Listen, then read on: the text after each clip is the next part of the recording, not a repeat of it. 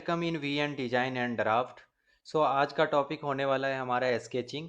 Sketching हमारा class 1 complete हो चुका है। उसके बाद हमारा स्केच का सेकंड क्लास है जिसके अंदर हम देखेंगे इक्वेशन ड्रिवन कर्व, जिसमें सबसे पहला हमारा है एक्सप्लेटिव, जो क्या है कि defined x value for the start and end point of the range और y value are calculated along the range of x value. इसके अंदर जो इक्वेशन आने वाली है y x is equal to sine x, जिसमें x is equal to 0 to x to is equal to 25 तक range है इसका। तो इसका रियल लाइफ एग्जांपल जो है हमारे पास, हम रोज देखते रहते हैं इस तरह की कुछ डिजाइन। जो ये डिजाइन है आपको दिख रहा होगा यहाँ पर, तो हम सॉलिडवर्क्स में इसको हम देखेंगे कि ये कर्व हम कैसे जनरेट करते हैं। तो सॉलिडवर्क्स के अंदर हमारे पास में इक्वेशन ड्रिवन कर्व आता है, जिसके अंदर हमें Y x is equal to sine X और एक्स वन इजकल टू 0 और एक्स टू इजकल टू 25 डालते ही हमारे पास कुछ इस तरह का डिजाइन मिलता है। और ये कर्व जैसे जनरेट करते हैं, तो जब हम 3D में जाएंगे तो इसमें हम जनरेट कर लेंगे। 3D में जाने के बाद इसके ऊपर मटेरियल अप्लाई करते ही हमारा ये प्रोफाइल रेडी हो जाता है। तो ये था हमारे पास में एक्सप्लिटिव। उसके बाद सेकंड जो है हमारे पास में वो है पैरामेट्रिक कर्व। पैरामेट्रिक कर्व में क्या है कि defined value for the start and end points of the range. उसमें डिफाइन जो करना है, define an equation of X and Y value and solve by range of T value. तो ये किस तरह की इक्वेशन बनने वाली है और इसके रियल लाइफ एग्जांपल आप रोज देखते होगे आसपास में कुछ ना कुछ। तो कुछ इस तरह से हमारे पास में एक डिजाइन है, जो ये डिजाइन आपको बाखूबी जानते होगे कि ये क्या है। और इसको क्या कहते हैं, हम इस तरह के कर्व कैसे क्रिएट करते हैं, वो कर्व हमारे पास में कुछ इस तरह से है।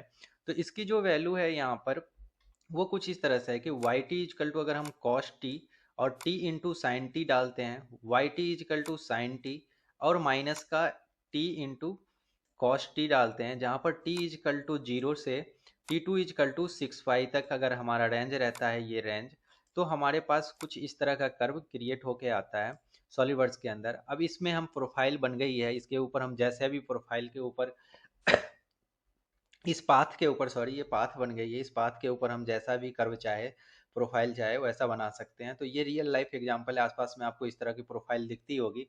तो ये चीज़ें भी हम क्या कहते हैं, इस तरह से मैथमेटिकल फार्मूला डाल के और ये सारी चीज़ें क्रिएट करते हैं। उसके बाद रही हमारे पास में इक्वेशन ड्रिवन कर्व के अंदर हमारा विंडो जो है कुछ इस तरह से दिखने वाला है सॉफ्टवेयर के अंदर, जो अभी हम सॉफ्टवेयर में चलेंगे तो वहाँ पर देखेंगे। उसके बाद हमारे पास में इक्वेशन ड्रिवन कर्व ये कंप्लीट हो जाएगा। देन हम स्केच इंटरटीज देखेंगे, जिसके अंदर हम पॉइंट देखेंगे, टेक्स्ट देखेंगे और स्नैप एंड ग्रिड देखेंगे। जो सॉफ्टवेयर के अंदर आपको कुछ इस तरह से पॉइंट, स्केच, टेक्स्ट और ग्रिड सिस्टम दिखेगा। तो स्नैप ग्रिड जो है कुछ इस तरह से दिखेगा टैब आपको। तो अब हम चलते हैं सॉफ्टवेयर के अंदर, और सॉफ्टवेयर में चलने के बाद अब हम देखते हैं कि ये सारी चीज़ें कैसे जनरेट करते हैं और कैसे होगा। तो आइए चलते हैं हम अब सॉफ्टवेयर के अंदर। तो अब हम आ गए हैं सॉफ्टवेयर के अंदर, और सॉफ्टवेयर के अंदर देखेंगे कि हमारे पास में इक्वेशन ड्रिवन कर्व किस तरह से काम करता है। तो हमें यहाँ पर चलना है एसपी लाइन के अंदर। एसपी लाइन के अंदर जैसे हम एरो पे क्लिक करेंगे तो यहाँ पर हमें मिलेगा इक्वेशन ड्रिवन कर्व। तो हम यहाँ पर करेंगे लेफ्ट क्लिक। लेफ्ट क्लिक करते ही पैनल पे आपको आ जाएगा एक्सप्लिसिट और पैरामेट्रिक, दो इक्वेशन मिल जाएंगे। तो एक्सप्लिसिट का पहला हम एग्जाम्पल देखते हैं, जो हमने देखा था वहाँ पर Y x is equal to sine X. तो हम यहाँ पर टाइप करेंगे साइन एक्स। साइन एक्स जैसे ही हमने टाइप कर लिया यहाँ पे, उसके बाद हम इस एक्स की वैल्यू रेंज बताएंगे कि ये कहाँ से कहाँ तक जाएगा। तो एक्स वन इजकल टू हम 0 डालते हैं और एक्स टू इजकल टू हम 25 डालते हैं। तो जैसे हम 25 डालेंगे तो आप स्क्रीन पर देख रहे होगे कि एक कर्व जनरेट हो गया है। जैसे जैसे हम एक्स की वैल्यू बढ़ाते जाएंगे वैसे वैसे ये कर्व हमारा जनरेट हो जाएगा। जस्ट सपोज हमने 50 कर दिया तो ये एक्स और भी ज़्यादा एक्सपेंड हो जाएगा। तो ये हमें डिपेंड करता है कि हमारे पास कितनी साइज लेनी है और कितनी बड़ी बनानी है। तो हम इस तरह से एक जनरेट कर सकते हैं। अगर एक्स वन इजकल टू हमने मैं यहाँ पर -10 डाल दिया, तो ये -10 पीछे की ओर भी क्या कहते हैं इंक्रीज कर जाएगा इस साइड। और इसी पर क्या कहते हैं हम इस तरह से हम इस क्वेश्चन को जनरेट कर सकते हैं। अब जैसे मैं यहाँ पर ओके करूँगा तो ये स्केच बन के हमारा रेडी हो जाएगा। आप देख रहे होगे कि ये फुल्ली डिफाइंड स्केच है, क्योंकि हमने पूरा पूरा इक्वेशन ड्रिवन कर्व बनाया है। तो ये था हमारे पास में एक्सप्लिटिव कर्व, जिसके अंदर हमने Y x is equal to sine X डाला और एक्स वन इजकल टू 0 डाला और एक्स टू इजकल टू 25 वो एज पर रिक्वायरमेंट हम डाल के, इस तरह से हमारे बहुत सारे इक्वेशन होते हैं जो हम ज्योमेट्री में काम में लेते हैं। जैसे कैम एंड शाफ्ट हम बनाते हैं तो वहाँ पर भी उसकी प्रोफाइल की रेंज रहती है कितना वो मूव करेगा, उस हिसाब से हम कर्व जनरेट करते हैं। तो ये सारी चीज़ें कर्व डिजाइन में हमें जनरेट करना होता है, तो ये मैथमेटिकल फार्मूला पर बेस्ड रहता है। अब हम देखते हैं कि सेकेंड कर्व हम कैसे जनरेट करेंगे। तो इस स्केच से बाहर आ जाते हैं, इस स्केच को वापस से मैं डिलीट कर देता हूँ। वापस से हम ले रहे हैं दूसरी स्केच, फ्रंट प्लेन ले लिया, स्केच ले लिया। अब स्केच पे क्लिक करते हैं, हमारा एक्टिवेट हो गया। देन हम चलते हैं स्क्रीन के अंदर और इक्वेशन ड्रिवन कर्व सेलेक्ट करते हैं, यहाँ पर पैरामेट्रिक सेलेक्ट करेंगे। अब पैरामेट्रिक के जगह पे हमें वाई टी, एक्स टी और वाई टी इक्वेशन मिल रहा है जिसकी पैरामीटर्स हमसे पूछेगा ये। तो इक्वेशन में एक्स टी इजकल टू हम यहाँ पर डालेंगे कॉस टी। तो हमारे पास यहाँ पर कॉस टी डाला हमने, कॉस टी, और प्लस का हमने डाला यहाँ पर टी, इनटू मल्टीप्लाई करेंगे, मल्टीप्लाई का सिंबल हम कीबोर्ड से डालेंगे और देन हम डालेंगे साइन टी। तो टी यहाँ पे वेरिएबल है हमारे पास में। देन हमारे पास में उसके बाद यहाँ पर वाई टी डालना है, तो वाई टी इजकल टू हम डालेंगे साइन टी, और साइन टी प्लस यहाँ पर हम डालेंगे साइन टी, माइनस का हम डालेंगे cos T, T multiply cos T. जो आपने एग्जाम्पल अभी देखा था वहाँ पर कि हमारे रियल लाइफ एग्जाम्पल में भी इस तरह के कर्व से बने हुए डिजाइन रहते हैं। आसपास में छोटी छोटी जो भी चीज़ें हैं सब कहीं ना कहीं डिजाइन हुई है, चाहे वो एक छोटा सा खिलौना हो या फिर जो भी हमारे घर के काम के सामान हो या फिर आसपास में जितनी भी चीज़ें देख रहे हो कहीं ना कहीं डिजाइन हुई है और उसका मैन्युफैक्चरिंग हुई है। तो उसके बाद ही हमारे पास तक पहुँचता है, वो सारी चीज़ें कहीं ना कहीं डिजाइन होती है। तो अब T1 इजकल टू हम यहाँ पर 0 डाल रहे हैं और T2 इजकल टू हम यहाँ पर 6 मल्टीप्लाई बाई पाई डाल रहे हैं। तो पाई के लिए हमने पाई टाइप कर दिया। अब जैसे मैं एंटर प्रेस करूंगा तो आपकी स्क्रीन पे एक कर्व दिख रहा होगा, जनरेट हो गया। अब यहाँ पे पाई मल्टीप्लाई में जो 6 है इस वैल्यू को मैं चेंज कर रहा हूँ, यहाँ पर 10 डाल रहा हूँ, तो नंबर ऑफ क्वाइल जो है आपको चेंज होता दिखेगा। तो हम इस तरह से किसी भी क्वाइल को इस पर तरह से हम क्वाइल जो देखते हैं वो इस तरह से हम डिजाइन कर सकते हैं। जैसा ऐसा क्वाइल आपको क्या कहते हैं हीटर वगैरह में भी मिलता है जो हम खाना बनाने के लिए यूज करते हैं। देन इस तरह की क्वाइल रहती है। तो ये डिजाइन जो है हमारे पास में रेडी है। अगर हम 10 की जगह पर यहाँ पर 20 डालूंगा तो नंबर ऑफ क्वाइल यहाँ पर इंक्रीज हो जाएगा और ये डिजाइन हमारा रेडी हो जाएगा। अब जैसे मैं ओके करूंगा तो ये हमारे पास एक डिजाइन बन के तैयार हो गया। तो ये था हमारा पैरामेट्रिक डिजाइन। जो हम पैरामेट्रिक डिजाइन, अब इसमें क्या है कि हमारे पास में ये प्रोफाइल बन गया, पाथ बन गया है। अब इस पर जो भी प्रोफाइल हमें मूव करवानी है, स्क्वायर करवानी है, सर्कुलर करवानी है, रेक्टेंगल करवानी है, हेक्सागोनल करवानी है, तो उस तरह के प्रोफाइल हम क्या कहते हैं क्रिएट करके और 3D में कन्वर्ट कर देंगे। तो अभी हम जो भी सीख रहे हैं वो सिर्फ थ्योरेटिकल पार्ट सीख रहे हैं, मीन्स कि कमांड कैसे यूज करता है, कौन सा कमांड कहाँ पर है स्केच के अंदर, सारी चीज़ें। जब हमारा स्केच कंप्लीट हो जाएगा, सारे कमांड हम एक एक करके देख लेंगे, देन हम स्केच की प्रैक्टिस करेंगे 2-3 क्लास में। उसके बाद हम 3D पे मूव करेंगे, जिससे क्या है कि हमारा बेस एग्जैक्ट क्लियर हो, हमारा कॉन्सेप्ट क्लियर हो, कमांड कहाँ पर है उसको ढूंढने में टाइम वेस्ट ना हो, उस कमांड को कैसे अप्लाई करते हैं उसमें वेस्ट ना हो टाइम। तो हम इस तरह से आगे बढ़ते चलेंगे।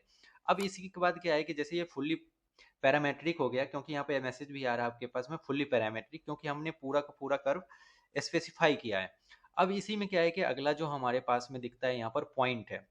फॉर एग्जाम्पल हमें कहीं पर पॉइंट डालना है इसके अंदर, तो मैं पॉइंट सेलेक्ट करूंगा और इसमें पॉइंट इजिली क्लिक करके और पॉइंट में यहाँ पर डाल सकता हूँ। तो जैसे ही जैसे आपको पॉइंट डालना है इस पॉइंट को डाल सकते हो। इवन इस पॉइंट को आप क्या कहते हैं यहाँ से डायमेंशनिंग भी कर सकते हो कि ये किस डायमेंशन पे होना चाहिए। फॉर एग्जांपल ये क्या कहते हैं यहाँ पर मुझे 8 पे चाहिए, तो ये 8 डिस्टेंस पे हो जाएगा। देन यहाँ से हमें क्या कहते हैं सेंटर से लिया है, देन इसके दोनों के बीच की डिस्टेंस क्या होनी चाहिए वो भी हम स्पेसिफाई कर सकते हैं कि यहाँ पर भी 8 होना चाहिए। तो इस तरह से हम डायमेंशनिंग कभी भी कर सकते हैं इस पॉइंट को। और इसके सेंटर से क्या कहते हैं यहाँ पर मैं नीचे 2 डाल देता हूँ। तो 2 जैसे ही मैंने डाला था देखो इधर फर्स्ट एंड सेकंड डायमेंशन डालते ही ये फुल्ली पैरामेट्रिक हो गया। और फिर इससे और इसके बीच की डिस्टेंस में क्या कहते हैं यहाँ पर डाल देता हूँ, ये भी 2 होना चाहिए। तो यहाँ पर हमारा 2 के रेंज पे हम जैसे जैसे डायमेंशन करते जाएंगे तो यहाँ पर हमारे पास में ये डायमेंशन क्रिएट होता जाएगा। और यहाँ से यहाँ के बीच की डिस्टेंस में 8 डाल देता हूँ। तो इस तरह से हम क्या है कि इसे कोई भी डायमेंशन डाल के फुल्ली पैरामेट्रिक कर सकते हैं। और उसके पहचानने का तरीका है कि आपका ड्राइंग जो है ब्लैक होता जाएगा, जैसे ब्लैक हो जाएगा, फुल्ली ब्लैक ब्लैक हो जाएगा, तो मीन्स की ड्राइंग आपको फुल्ली पैरामेट्रिक है। अभी हमारे पास में यहाँ पर इसको मैं हटा देता हूँ वापस से डिलीट करके, जिससे हमारा ड्राइंग फुल्ली पैरामेट्रिक हो जाए। तो हमने जैसे डायमेंशन स्पेसिफाई किया तो हमारा ड्राइंग यहाँ पर फुल्ली पैरामेट्रिक का मैसेज आ गया। तो ये हमारे पास में पॉइंट था। तो इस तरह से हम पॉइंट यहाँ पर लेते हैं और काम करते हैं। तो ये पॉइंट हो गया आपका, इक्वेशन ड्रिवन कर्व हो गया। देन मैं स्केच से यहाँ से बाहर आ जाता हूँ और इस स्केच को वापस से मैं डिलीट कर देता हूँ। और हम यहाँ पर देखते हैं कि अगला जो है फ्रंट प्लेन लिया, यहाँ से आपको फ्रंट लेफ्ट क्लिक करना है, देन आपको सेलेक्ट करना है स्केच। और स्केच सेलेक्ट करने के बाद आपको क्या है कि मैं यहाँ पर एक लाइन क्रिएट कर ले रहा हूँ। जस्ट सपोज मैंने यहाँ पर एक लाइन क्रिएट कर लिया जो 200 का है, एंटर कर लिया। अब इस बेस लाइन पे क्या है कि मुझे कुछ भी लिखना है। तो कुछ लिखने के लिए हमें क्या करना है कि जस्ट सपोज इसके ऊपर मुझे लिखना है तो हम टेक्स्ट का यूज करेंगे। हम वैसे 3D में स्केच में यूज करते हैं। मीन्स कि किसी भी 3D बॉडी पे क्या कहते हैं, 3D ऑब्जेक्ट है उसके ऊपर हम टेक्सटिंग करते हैं, जिसको हम इनग्रेविंग बोलते हैं। तो उस पर हमें कुछ भी चीज़ लिखना है तो वो चीज़ें हम टेक्स्ट से करते हैं। तो स्केच में हमने यहाँ पे स्केच में लिया। देन ये पूछेगा कर्व कौन सा सेलेक्ट करना है, तो मैंने इसको ये कर्व सेलेक्ट कर लिया। अब यहाँ पर जो भी टाइप करोगे, जस्ट सपोज मैंने यहाँ पर VN डिजाइन लिखा, VN डिजाइन एंड ड्राफ्ट लिखा। तो ये VN डिजाइन एंड ड्राफ्ट को क्या करेगा, उस लाइन के ऊपर क्या कहते हैं अपने आप यहाँ पर पेस्ट कर देगा। अब देखो यहाँ पर जैसे मैं इसको सेलेक्ट करके बोल्ड करूंगा तो ये बोल्ड हो जाएगा। अब कोई भी चीज यहाँ पर जो ऑन होती है पैनल, इसमें सब जगह यूज डॉक्यूमेंट फॉन्ट का एक मैसेज आएगा। जैसे ही आप इसको ऑफ करोगे यहाँ से तो आपका फॉन्ट वाला विंडो ओपन हो जाएगा। अब फिर फॉन्ट वाले विंडो पे क्लिक करोगे तो आपका एक पॉपअप ओपन होगा, जिसके अंदर आपको वर्ड एक्सेल की तरह जैसे हम टेक्स्ट को हैंडल करते हैं सेम उसी तरह आपका यहाँ पर आ जाएगा, जिसमें आप चाहो तो यूनिट से हैंडल कर लो, आप चाहो तो पॉइंट से हैंडल कर लो। जस्ट सपोज मुझे क्या कहते हैं यहाँ पर टेक्स्ट की हाइट 36 रखनी है। अब मैं जैसे ओके करूंगा तो ये 36 पे आ जाएगा। तो ये चीज़ें क्या है कि 36 वापस से मुझे और भी ज़्यादा इसकी सेटिंग करनी है, फॉर इटालिक करनी है या फिर यहाँ पर कोई और दूसरा फॉन्ट यूज करना है तो हम यहाँ से सेलेक्ट कर सकते हैं दूसरा फॉन्ट भी। और इसको मैं 48 कर देता हूँ। तो ओके करते ही हमारे पास में इस तरह से ये डिज़ाइन आ जाएगा। तो ये लिखा हुआ अपने आप आ जाएगा। जैसे हम मैं ओके करूँगा तो ये हमारा क्रिएट हो जाएगा। तो आपको इस तरह से हमें टेक्सटिंग करनी है। टेक्सटिंग करने के बाद आपको क्या करना है कि आपको ये 3D पे इम्प्लीमेंट करना है, उस पर इनग्रेव करना है, आपको क्या कहते हैं कटआउट लगाना है या फिर सिर्फ प्रिंट करना है। तो जिस तरह से हमें वहाँ पर टेक्स्ट का यूज करना होगा तो हम टेक्स्ट यहाँ से अप्लाई करेंगे। टेक्स्ट के लिए सिंपल है, टेक्स्ट पे क्लिक करते हैं, देन हमसे पहले कर्व पूछता है कि किस प्रोफाइल पे बनाना है, देन हमें टेक्स्ट लिखना है। टेक्स्ट की सेटिंग यहाँ से आप कर सकते हो, पूरी पूरी टेक्स्ट की सेटिंग है। सबसे पहले यूज डॉक्यूमेंट जो है इसको आप हटाओगे तो आपका ऑप्शन फॉन्ट का ऑन हो जाएगा, देन फॉन्ट में जाके आप वापस से उसकी पूरी सेटिंग कर सकते हो। तो ये था हमारे पास में टेक्स्ट का ऑप्शन। अब हम चलते हैं यहाँ से थोड़ा सा आगे। टेक्स्ट देख लिया, पॉइंट देख लिया हमने, इक्वेशन ड्रिवन कर्व देख लिया। अब हमारे पास क्या आता है कि इसे हम दो चीज़ें और देखेंगे इसमें, इस क्लास के अंदर, जिसमें क्या है कि से हमने इस स्केच को कर दिया यहाँ से डिलीट। वापस से हम चलते हैं और हम देखेंगे यहाँ पर वापस से फ्रंट प्लेन ले लिया, स्केच ले लिया लेफ्ट क्लिक करके। अब मैंने जैसे स्केच ले लिया तो अब मैं यहाँ पर एक स्क्वायर बना रहा हूँ, वो सेंटर स्क्वायर बना रहा हूँ। सेंटर स्क्वायर यहाँ से मैं सेंटर स्क्वायर बनाऊंगा 150 टैब, और यहाँ पर मैं 250 ले लिया और एंटर कर दिया। अब इसमें क्या है कि से स्क्वायर तो बन गया हमारा। अब स्क्वायर बनने के बाद क्या है कि इसमें हम डायमेंशनिंग कर देते हैं। डायमेंशनिंग के लिए मैं यहाँ से डायमेंशनिंग इसकी प्रॉपर कर देता हूँ ओके, और देन इसकी डायमेंशनिंग कर देता हूँ प्रॉपर 150। तो ये डायमेंशनिंग हो गई। अब इस डायमेंशनिंग को क्या है कि हमें करने के बाद हमारा स्केच फुल्ली डिफाइंड हो गया। अब इस कॉर्नर को रिमूव करना है। तो जो हमारे पास अभी क्या है कि हम स्केच में है तो हमारे पास यहाँ पर मिलेगा फ्लिट और चैम्पर, दो तरह से मिलेगा। जो शार्प एज को रिमूव करने के लिए होता है तो ये स्केच का फ्लिट और चैम्पर है। सेम स्केच के बाद अगर फीचर में जाओगे आप तो फीचर में भी आपको फ्लिट और चैम्पर मिलेगा, बट वहाँ पर type of feature fillet and chamfer ज़्यादा मिलेंगे और वो 3D पे अप्लाई होगा। यहाँ पर स्केच में फ्लिट और चैम्पर करने के लिए हमारे पास में यहाँ पर स्केच फ्लिट है और स्केच चैम्पर है। तो ये ध्यान रखना है कि कभी भी हम फ्लिट और चैम्पर की बात करें तो उसके पीछे हमें स्केच फिलिट है या फीचर फिलिट है, ये देखना पड़ेगा। अगर फीचर फिलिट है तो वो 3D ऑब्जेक्ट के लिए है, अगर स्केच फिलिट है तो स्केच के लिए 2D के लिए है। तो मैं स्केच फिलिट पे क्लिक करूंगा, ये पूछेगा इंटरटीज, तो मैंने इसको सेलेक्ट कर लिया इन दोनों को। अब यहाँ पर ये पूछ रहा है कि फिलिट पैरामीटर में से 10 है यहाँ पर बाय डिफॉल्ट, और सॉलिडवर्क्स का जो है वो बाय डिफॉल्ट 10 रहता है। आप इसको कम ज़्यादा भी बाय डिफॉल्ट को कर सकते हो, 15-20 अपने अकॉर्डिंग बाय डिफॉल्ट में आएगा। आप 15 चाहो तो 15 आएगा, 20 चाहो तो 20 आएगा, लेकिन सॉलिडवर्क्स में बाय डिफॉल्ट जो है 10 का रहता है इंक्रीमेंट। तो अब हम यहाँ पर क्या कहते हैं 20 का डाला फिलिट और एंटर किया। तो जैसे मैंने एंटर किया तो यहाँ पर ये फिलिट हो गया। अब ये कह रहा है कीप कांस्टेंट कॉर्नर। तो इसके बाद क्या है कि इसे ये कॉर्नर जो चाहिए या नहीं चाहिए, दो तरह के फिलिट होंगे।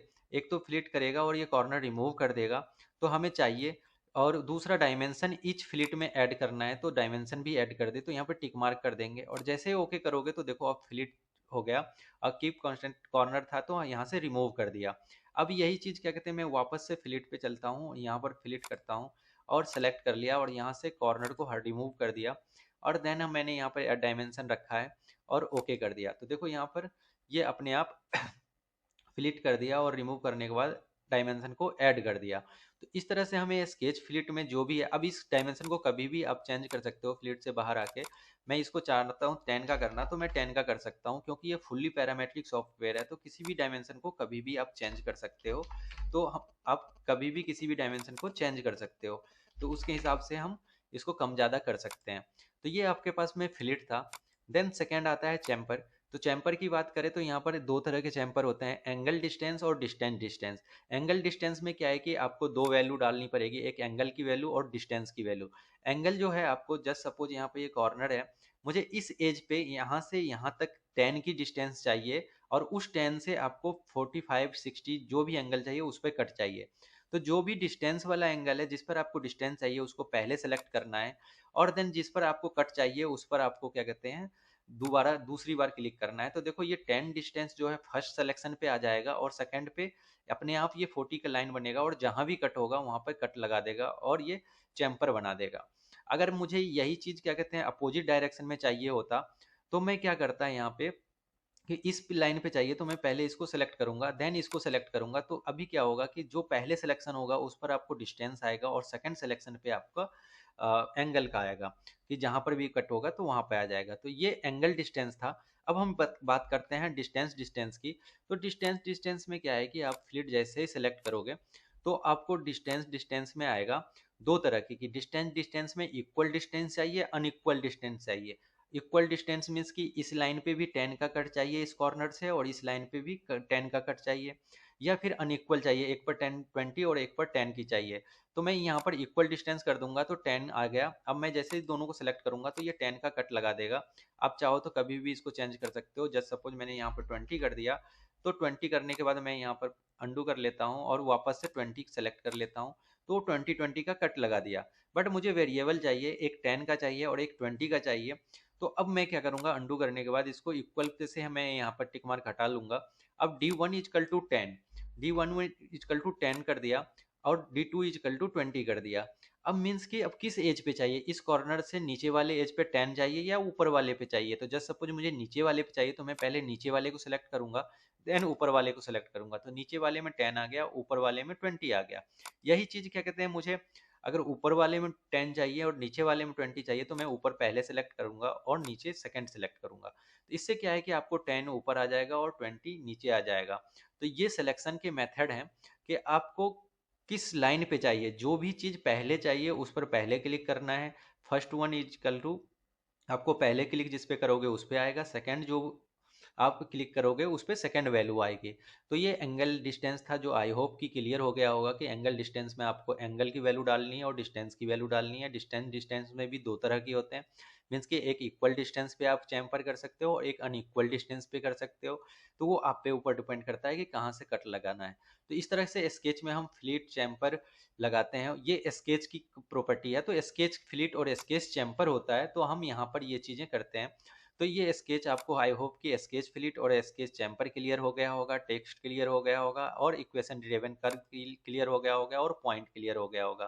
और हम यहाँ से कोई भी स्केच जब क्रिएट कर लेते हैं तो स्केच से हमें बाहर जाना होता है, तो हम यहाँ से क्लिक करके बाहर चले जाएंगे, तो हमारे पास यहाँ पर फीचर ट्री के अंदर एक स्केच आ जाएगा। अभी स्केच 6 के नाम से आ रहा है, मीन्स कि हमने इससे पहले 5 स्केच को डिलीट कर दिया है।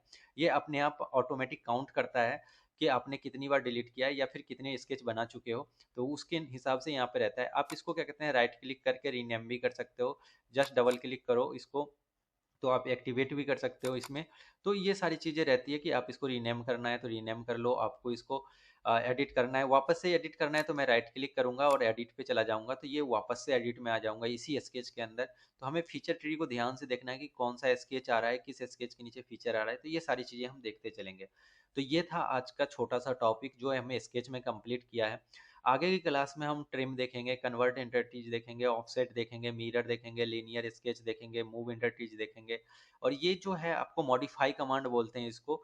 मॉडिफाई कमांड मीन्स कि आपके पास में जैसे इरेजर है, आपके पास में रबर है, इस तरह की जो प्रॉपर्टी होती है, मीन्स किसी को भी ट्रिम करना है, कन्वर्ट करना है, ऑफसेट करना है, या फिर मिरर करना है, लीनियर स्केच करना है, पैटर्न करना है, किसी चीज़ को मूव करना है, तो ये सब आपको मॉडिफाई कमांड में आते हैं। अभी हमारे पास में क्या था, स्केच कमांड था जिससे हम कुछ बना रहे थे, हम रफ स्केच बना रहे थे, उसमें डायमेंशन डाल रहे थे प्रॉपर, और उसके बाद हम हमारे पास में इसको मॉडिफाई करने के लिए कट करना है, तो ये सारी चीज़ें हम इसमें देखेंगे। फिर हम रिलेशन देखेंगे, तो 2 क्लास और होने वाली जिसमें हमारा सारा कमांड क्लियर हो जाएगा। तो आई होप कि स्केच कमांड आपको क्लियर हो रहा होगा। अब छोटे मोटे जो भी बनानी है आप बनाओ, आप क्या कहते हैं प्रैक्टिस जो भी चीज़ें करनी है, स्केच बनाओ, आप स्क्वायर बनाओ, रेक्टेंगल बनाओ। ये क्या है कि 2-4 दिन की बात होती है, मतलब स्टार्टिंग में आपको बेसिक में स्लो स्लो चलना है। ऐसे नहीं कि इसे आपको मैराथन दौड़ना है, ना कि आपको कहते हैं 100 मीटर की रेस दौड़ना है। तो मैराथन में जैसे धीरे धीरे दौड़ना है, एनर्जी बचा के चलना है, तो आपको बेसिक क्लियर करना है। और बेसिक जैसे ही क्लियर हो जाएगा, आफ्टर 10 to 12 डे आप क्या कहते हैं फास्ट काम करने लगोगे, क्योंकि आप एकदम से 3D बनाने चले जाओगे तो आपको क्या होगा कि वहाँ पर आपको स्केच में दिक्कत आएगी, फिर आप 3D बनाओगे, स्केच आप एरर करोगे, तो ये सारी चीज़ें होती है।